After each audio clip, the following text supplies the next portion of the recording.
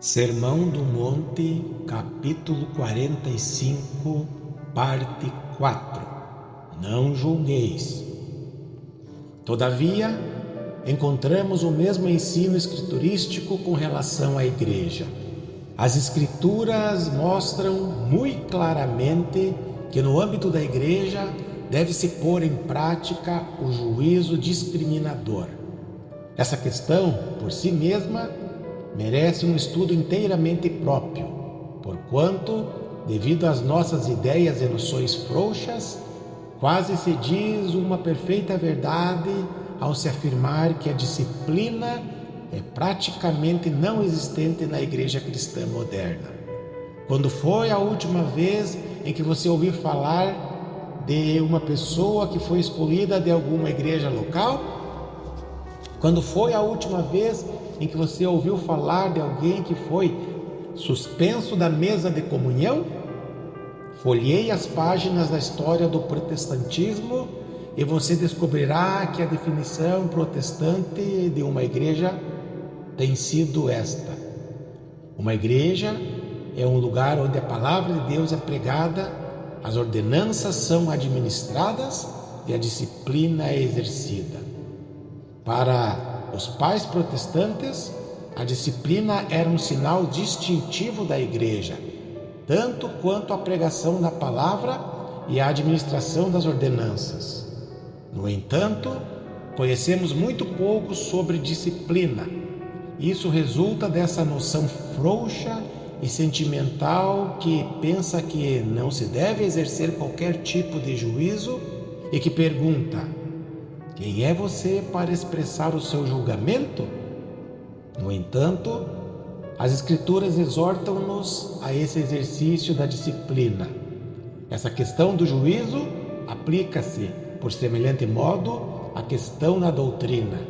Temos neste trecho bíblico o problema dos falsos profetas, para o qual o Senhor Jesus chamou a nossa atenção. Espera-se de nós que possamos detectá-los e evitá-los. Porém, isso é impossível sem o conhecimento da doutrina e sem o exercício desse conhecimento em juízo. Escrevendo aos crentes da Galácia, disse Paulo: mas ainda que nós, ou mesmo um anjo vindo do céu, vos pregue o evangelho que vá além do que temos pregado, seja anátema. Gálatas capítulo 1, versículo 8. Essa é uma assertiva perfeitamente clara. Além disso, você deve estar lembrado do que esse mesmo apóstolo disse em 1 Coríntios 15, no tocante àqueles que estavam negando a realidade da ressurreição.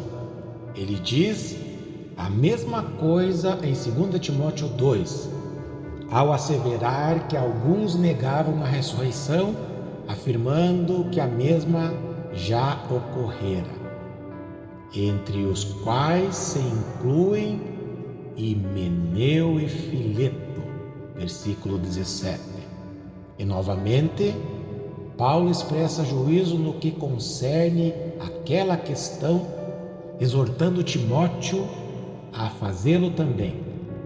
E ao escrever a Tito, disse o apóstolo: evita o homem faccioso, depois de admoestá-lo primeira e segunda vez. Capítulo 3, versículo 10. Entretanto, como é que você poderia saber se determinado indivíduo é um faccioso, se o seu ponto de vista é que, enquanto um homem chamar a si mesmo de cristão, então ele o é, sem importar o que ele acredita? Passe daí para as epístolas de João, o apóstolo do amor. Em sua primeira epístola, ele dá instruções referentes aos falsos mestres e aos anticristos, os quais devemos evitar e repelir. De fato, em sua segunda epístola, João exprime esse ponto peremptoriamente com estas palavras: Se alguém vem ter convosco e não traz essa doutrina, não recebais em casa, nem lhe deis as boas-vindas. Versículo 10. Você deve estar entendendo o que o apóstolo dizia aqui. Se formos abordados por alguém que não se estriba na sã doutrina, é mister que não os recebamos em casa. E nem mesmo devemos dar-lhe boas-vindas e prover-lhe meios que lhe permitam continuar propalando a sua doutrina falsa. Hoje em dia, entretanto, essa atitude costuma ser confundida com falta de caridade e muitos pensam que ela exibe exagerado zelo e espírito de censura. Essa ideia moderna, no entanto, está em contradição direta com o ensinamento bíblico referente a julgamento. Outros sim, encontra-se esse mesmo conceito nas palavras dirigidas pelo Senhor Jesus aos judeus, em algum outro trecho bíblico. Não julgueis segundo a aparência, e sim pela reta justiça.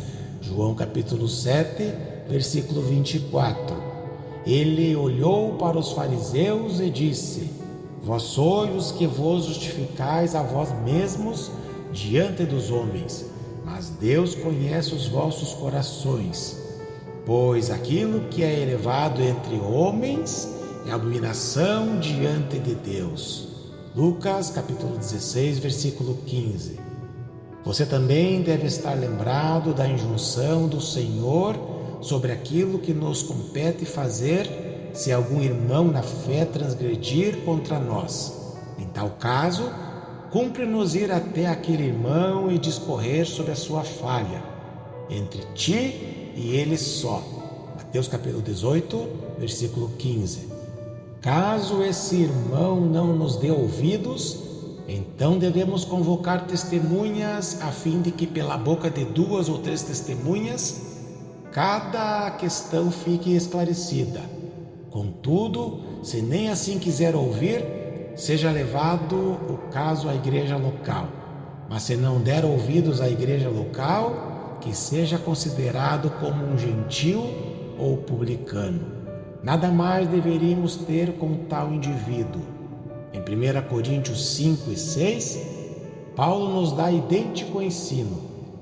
Ele disse que aqueles crentes que deveriam evitar a companhia do homem idólatra, retirando-se para longe dele. Para tanto, porém, é necessário formar um juízo a respeito desse homem. A questão simples, pois, é a seguinte: como poderíamos pôr em execução todas essas injunções se não pudéssemos exercer juízo, se não pudéssemos pensar, se não contássemos com qualquer critério, se não estivéssemos preparados para fazer avaliações?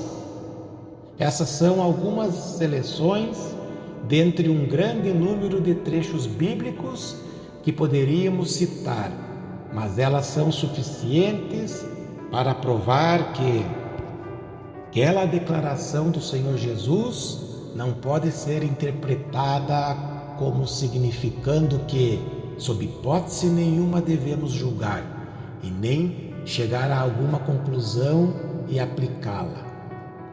Ora, se essa não é a significação dessas palavras de Jesus, que significam elas? Sem dúvida, a ênfase de nosso Senhor é a seguinte: Ele não estava ensinando que não devemos fazer avaliações com base no juízo. Antes, preocupava-se muito com o juízo condenatório. Ao procurarem evitar essa tendência humana para condenar, muitas pessoas têm se inclinado para o outro extremo e assim, uma vez mais, ocupam uma posição falsa. A vida cristã não é tão fácil assim. A vida cristã sempre será uma vida caracterizada pelo equilíbrio. Muita coisa a elogiar no tocante àquele ponto de vista que diz que andar pela fé significa caminhar por cima de uma corda. pois é possível alguém cair para um lado ou para outro, e para evitar tal queda, o indivíduo precisa manter-se perfeitamente equilibrado no centro da verdade, evitando erros extremados na esquerda e na direita.